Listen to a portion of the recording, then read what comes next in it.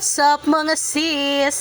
For today's vlog, magdedengdeng ako ng saluyot, labong at syempre, sasahugan natin yan ng ligo sardines. So ay nagpakulo na nga ako guys ng kaunting tubig at nilagay ko na ang luya at syempre ang bawang. Kasi walang sibuyas, hindi ako nakabili.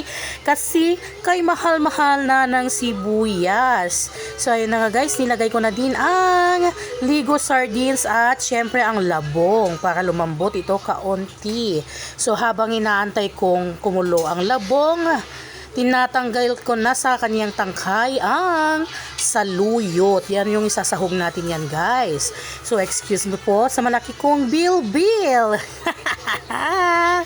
Sorry na B.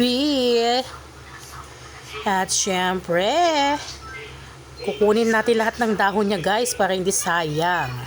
So yan na nga guys, kumulo na ang labong.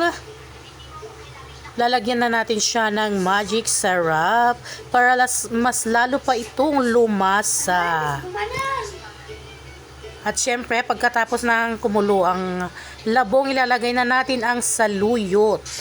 Tadan! Yan ng ating dinengdeng na labong at saluyot with ligo sardines. Masarap siya guys. Sa mga kagaya ko lang pong Ilocano ang nakakaalam neto. So, thank you for watching!